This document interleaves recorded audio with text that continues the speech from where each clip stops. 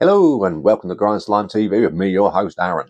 And today it is B-Side Saturday. Oh yes, which means I'll show you all the stuff I've been listening to in the week that I haven't shown on camera. Well, not all of it, but some of it. Now, this isn't quite as big as last week because we had the B-Side Bonanza last week. That went on for like 47 minutes. It was craziness. But today we're going to be looking at some more. Got a good number of releases here, though. Nothing to be sniffed at. Any stretch the imagination. We've got like 7 releases here, so not bad, not bad. Let's start off with a nice little bit of a little classic, an underappreciated classic. Very cool little gem, and it's posted today as well on the daily demo. So let's talk about Texas's Necrotomy. So yeah, Necrotomy from Texas. So this is like a compilation of both of their releases that they put out. They only put out a demo and an EP, or like an EP. Yeah. So the Meals in the Morgue demo came out in '91, and the Indecent Exposure EP came out in '93. Now, Meals in the Morgue, the demo, absolutely fantastic. That's what I shared today on the daily demo, so feel free to go check that out. You get 4 songs there in 12 minutes, so not full on sort of like gore grind stuff, but this is definitely gore grind leaning death metal, so gory death grind, I guess you could call it. Very, very fun stuff. Like I say, the 4 songs, they're not like, you can tell there's sort of carcass influences, but it's not a straight up worship. It does lean a bit more into the death metal side of stuff, but it's got that nice pitch shifting thing going on to really give it that sort of gory edge. So really, really like that. Nice and soaked in dripping slime and whatnot. And then you've got the Indecent Exposure EP, which is essentially the 4 songs from the EP re-recorded and put in a different order. And they still sound fantastic. Like, that part of the EP is awesome. But then the other 3 songs you get, they're much shorter. And which normally, is fine. I think you get 3 more songs that occupy all of like just under 4 minutes, I think. So doing it right as far as that goes, obviously. But it's just a really weird style that they've gone for. They've got the songs on there that are absolutely banging from the demo, and then we just end up with these little sort of interludes. Like, one of them is like a hardcore punky grind track, which is, usually it's fine. I don't mind that stuff. In fact, I'm a big fan of that stuff. But I don't know, when I'm listening to gore grind and that comes on, it's a bit of a tone shift. And it's the same with the other bits as well. There's like little interlude bits that are like sort of like funk, jazz, fusion, like groove metal or something. It's just like, what the fuck is this? Whose idea was this? This is weird. But yeah, so they went, but it's something different, But the actual songs from the demo on there are fantastic. But I do prefer the recording of the demo. But that's just down to personal taste. A lot of you probably prefer the re-recordings because it sounds a lot clearer and stuff. But it's still, raw production, but not as raw as the demo is. That sounds very beautiful. So gotta love all that. So yeah, Necrotomy from Texas, definitely worth your time. This is only both the cassette and demo, and the EP and demo are up on YouTube. But the actual tape itself, only 77 were made, and I have copy number 4 of all things. Number 4. That's low down in the numbers. That is. That's that maths again. That's your Meals in the Morgue side, the better side, in my opinion. But still, it's cool. It's got the band picture there and whatnot, and your bits and bobs, track lists and whatnot. Yeah, who put this out? Because originally the EP was put out by Wild Rags, and classic label. I'm sure most of you know who that is, and if you don't, that's all right. Got to learn sometime, haven't you? You've just learned. So, but this is put out like Cile Records. Yeah, Cile Records. Yeah. I think I've got a couple other tapes. Maybe I recognise the logo for sure. But yeah, something to look into, isn't it? So that's where number one, if you like your gore grind and your death metal, you can't really go wrong with that first Meals in the Morgue demo by Necrotomy from 91. Definitely worth spinning. Definitely worth getting hold of as well if you can find it. There's bound to be bootlegs of it all over the bloody place. You know what the grind scene's like. Now, coming up next, we're heading back over to Japan as we were over there yesterday. And you thought it got wild then. It gets wilder. We're talking about Clotted Symmetric Sexual Organ. Oh yes. And the album title that I cannot pronounce. What is that? Negro Louses 8.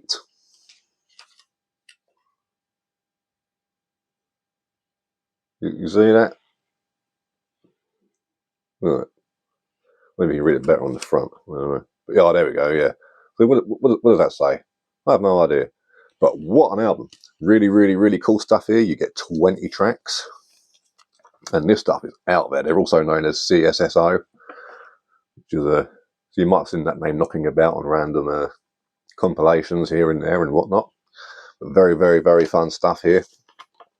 If you like bands like, let me see, like Agathocles and like Blood from Germany, but you also like Primus, this is probably for you. Now, yeah, it gets a bit out there, a bit experimental. Got some really cool bass parts in there, really, really fun, like guitar parts too, like some cool technical stuff going on. Gets a little bit wild here and there, but it's what you want. But for the most part, this is just a fantastic grind record. Like really, really good. Classic in its own right. And, yeah, when did this come out actually?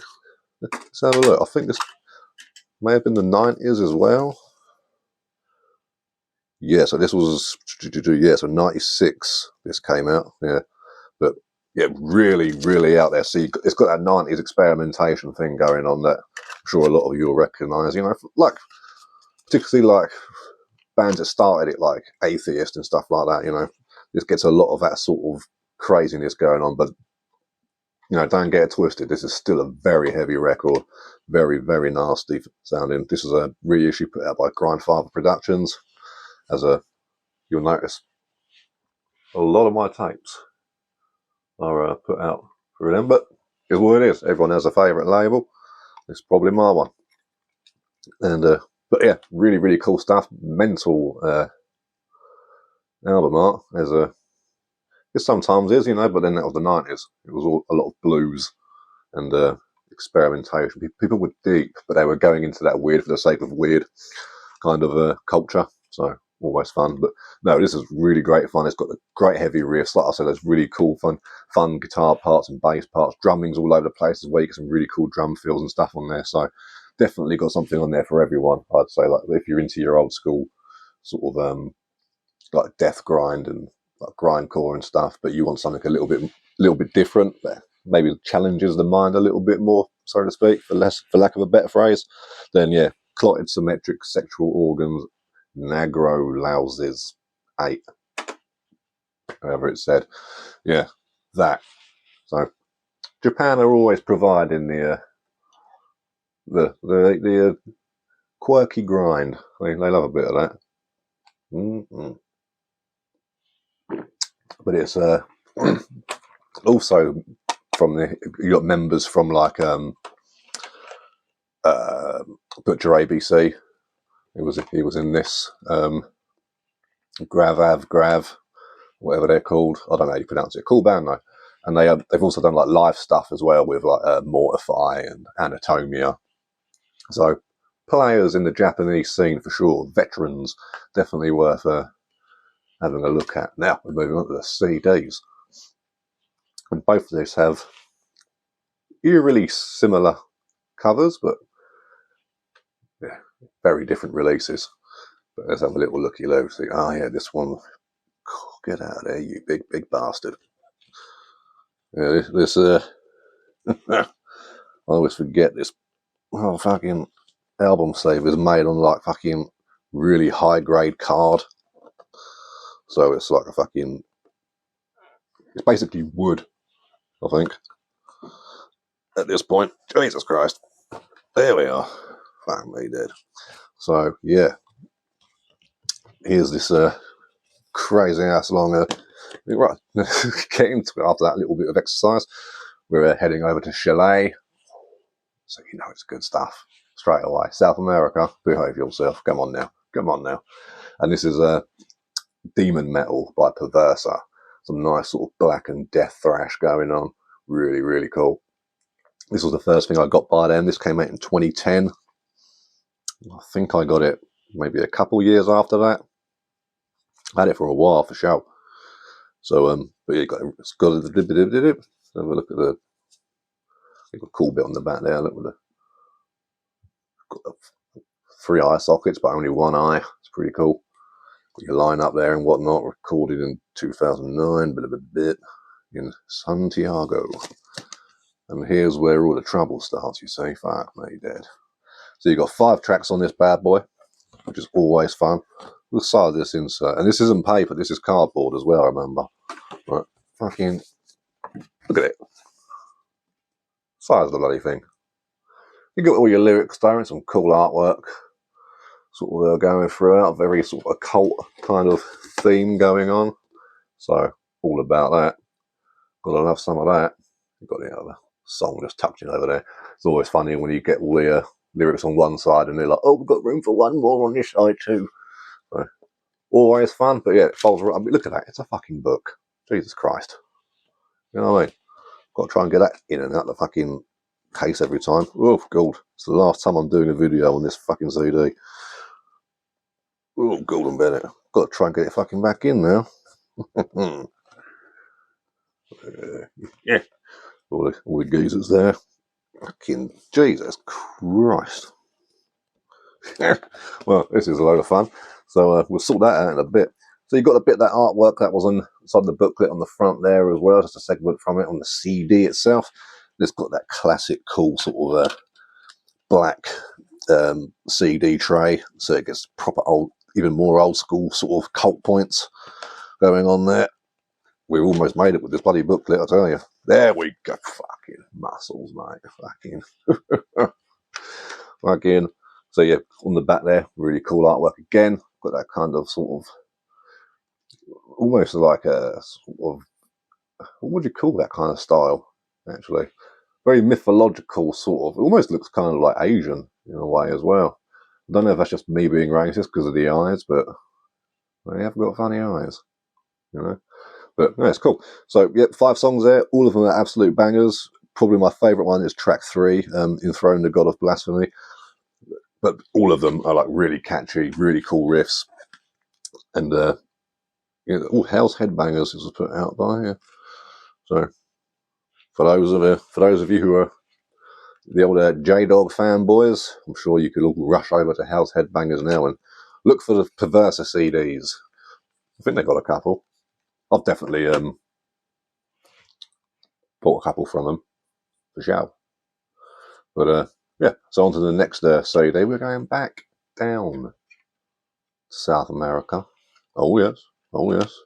And this time it's in Mexico. Yeah, I had to make sure then. I thought it was Mexico, but I suddenly thought, oh, I often get that in Colombia mixed up for some reason. Not sure why that is, but it happens. But yeah, we're talking about Sargatanas. Now, we've talked about these guys on the channel before with their album The Enlightenment. This is their album Knights of the Southern Cross. The somewhat similar album style, you know, you got your inverted cross and your red and your white and your black and whatnot. But this one isn't like a pizza box, you know. You can actually get this one in and out of the fucking case with ease. Ease, gentlemen. Just slips in and out. Booklet's a bit boring. Just lyrics, and the, you know, cheers, thanks, and fuck offs over there and whatnot. But it's also got that kind of, you know, old school appeal. It does what it says on the tin. Here's the lyrics. What more do you want? Which, you know, fine. I get that. But problem is the artwork, like originally for this album, where you've actually got like these sort of knights on the front and this big like blue sky and stuff, looks sick. So if you want to see what that looks like, go onto YouTube, type in Knights of the Southern Cross, and stare at that artwork while you listen to a fantastic Black and Death record. And I always think these guys are overlooked. You know, they're a lot of people, like, when they get reviewed, they say that they're boring and all this, like, and it's like, oh, I guess I can see why you'd say that, but it's just so aggressive and nasty. It just sounds so dark and evil. It's just, I don't know. It's just, to me, it's just like pure metal, this sort of stuff. And I love, I mean, the Enlightenment is the better record for sure, but this is still fucking brilliant. I mean, it's even got a Sacrifice cover on there from you know, Sacrifice from Canada. Got the song Reanimation on here, so it's a very cool cover. And it's really, what I like about them is that it's much like on the Enlightenment, they did a cover of Possessed's Satan's Curse. Possessed and Sacrifice are both very different bands to Sargatanas, yet at the same time, when Sargatanas play those songs, they blend in on the albums perfectly. It's really, really cool. Really good craftsmanship, good writing. Just, yeah, everything just hits the way it should. It's got the black under disc tray as well, so extra cult points there for sure. You know how it goes. We've got to make sure these things all work. Now we're going to move on to a 7-inch. That's right. That's right. And this one is won't be to everyone's taste, but you know me, I'm a little bit eclectic here and there, you know, when it comes to my genres. And this here is a sort of hardcore come grind 7-inch from a short-lived band called Scrotum Grinder. Oh yeah, look at that, got some big tank tracks there. Now that would grind your scrotum, wouldn't it? I mean, in fact, really did. You got the same sort of thing on the back there, look, with the line-up and whatnot. There's a line-up. Oh no, it's just a track. Yeah, track listing on the back there. Bloody thing clip popping up on my bloody screen. Get rid of that. You've got your lyrics on the inside here, which is pretty cool. Now, I believe these guys are from America, if I remember right. Yeah, yes, right. Yeah, they're from Tampa, Florida. Yeah, because this has got like ex-members of bands like Final Exit, Assuck, we've talked about on the show before. So really cool stuff there. Really cool, this sort of hardcore, grindy stuff. Michelle's vocals on it are fantastic. She sounds like she's actually genuinely fucking pissed off. And so really, really cool stuff there going on. But this is just one of those releases. I think it's like 7 minutes long. You get 5 tracks, is it? I believe. And yeah. And yeah, just a really just nice little fast, aggressive blast. Like if you're thinking of something to put on, but you can't quite think, this is a good one to put on while you think about it. And it might even inspire you to make some similar choices. Outside there, we've got black vinyl, of course, with the old white insert sheet. We're going old school as that. So definitely worth giving a listen there. You know, like I say, it does what it says on the tin. It's very fast, aggressive, and hateful sounding music, which is exactly what you want. Kind of also qualifies for that gatefold action, which I'll take the gatefold action win whenever I can get it. Unless it's a earache digipack, then you can fuck off. So, yep, definitely worth one checking out there for those of you who are more, you know, if you like a bit of grind and hardcore and stuff like that. Now, this isn't like straight up two-stepping hardcore shit. This is like the faster stuff. I'm talking like Siege or Sycophant kind of aggression and screaming and whatnot. There's no songs about getting caught smoking. Let's put it that way.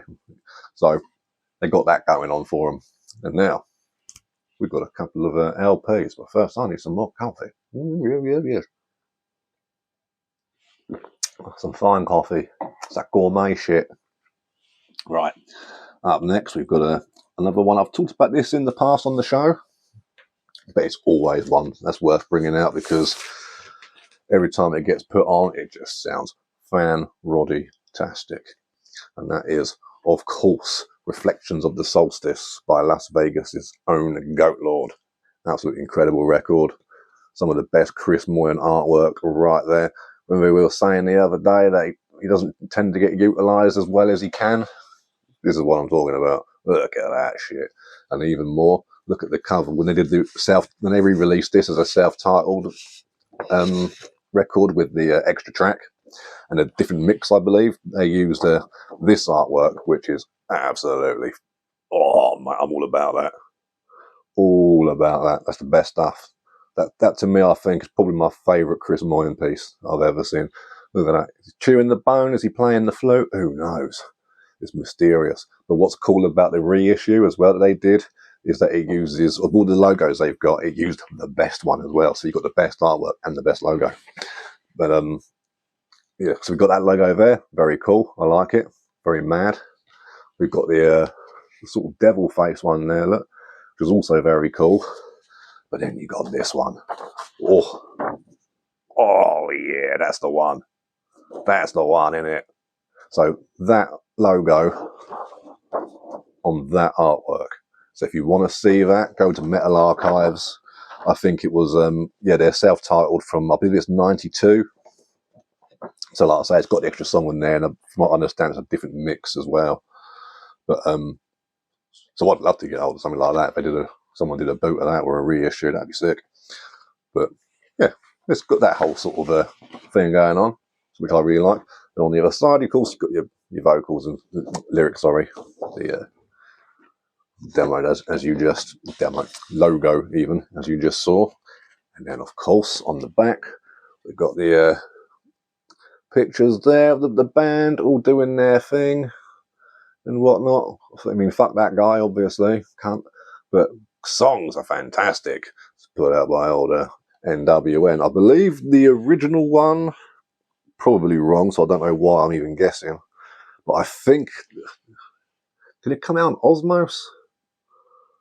I'm probably wrong. Yeah, I'm probably wrong. But yeah, so it doesn't say anywhere here. But yeah, even still. But yeah, three of the songs here have also got backing vocals by Mitch Harris as well. Because I tried telling the story before and I completely fucked it up.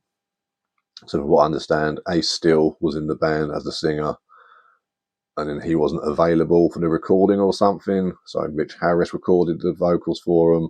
And then it turns out he was available, so they re-recorded them, but kept some of Mitch's vocals for like backing vocals, something like that. I'll have to recheck. But yeah, really, really cool release.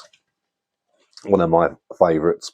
It's just that nice sort of black and doom, sort of, but really sort of weird, sort of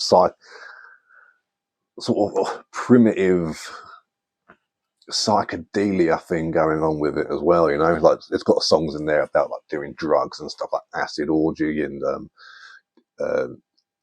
Chicken Dance and whatnot. So there's a lot of sort of tribal stuff going on, and they've had other songs that surround sort of like these sort of primitive tribes and cults that sort of like do these crazy rituals and shit. So really, really, really cool stuff there. Different as well as far as like that sort of lyrical content goes compared to a lot of other stuff that was coming at the time and now even really.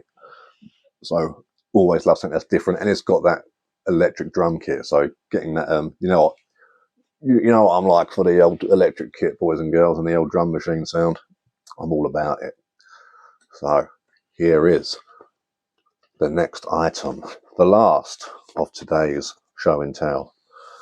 We are talking, of course, about Passage to Arcturo by Rotting Christ. Absolutely fantastic stuff. This got put out by Season of Mist in what was it, 4 years ago? Yeah, 2022.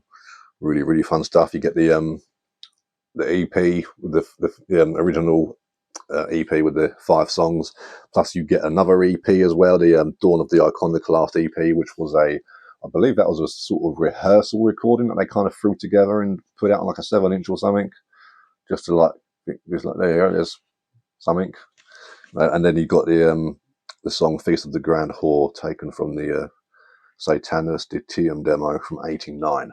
So you get 8 tracks on here, all in all told, about half hour's worth of music in total. So very nice stuff, very cool artwork as well, which has got some very interesting liner notes on the inside from the band and stuff. So you get like you got your lyrics and track titles there. Got some artwork on the back there, very cool. Some photos and stuff going on, which is always nice. And then on the inside, you get like this sort of segments from like zine and book interviews thrown together with the history of how the band started, what happened around the recording regarding this particular release. You know, the sort of overall sort of feel and theme of the underground at the time, particularly in the sort of black metal circles. So it's very interesting stuff, really, really cool. You know, they talk about how it was a very occult sort of record, and they even tried to sort of live through that by having little rituals within the studio. So everything had a sort of energy and air about it that was very, you know, dark. So yeah, really, really cool. And of course, they talk about the artwork, which Jim Mutilator had a big sort of hand in the design. And look at all that. Absolutely cool stuff. But yeah, one of the most important black metal records of all time, in my opinion. I'd put it up there with Death Crush. And yep, that's right. I went there. I'd put it up there with Death Crush. That's how important I think that record is. And I mean, like you guys know, I love Rotting Christ. But I tend to just stick to the old stuff. Like, of all their stuff I've heard, none of it's been bad. I've never listened to anything and, oh God, they've changed so much. Oh, it's so shit. But it's just, you know, it doesn't do anything for me. You know, I hear it and I think, yeah, it's cool, wicked. If it was on at someone's house, I'd be like, I can dig this. There's probably a few parts there I'd be like, oh, that was really cool. But no, none of it touches that old stuff. But it was just pure passion, man, you know. But I mean, I'm sure they still are passionate, but just, it's different, you know. It's just different. And it comes across in the music, in my opinion. But that's just, you know, that's just me. So cheers for joining me today for B-Side Saturday. Let me know in the comments what you've been listening to. And I'll catch you all later. Have a good one.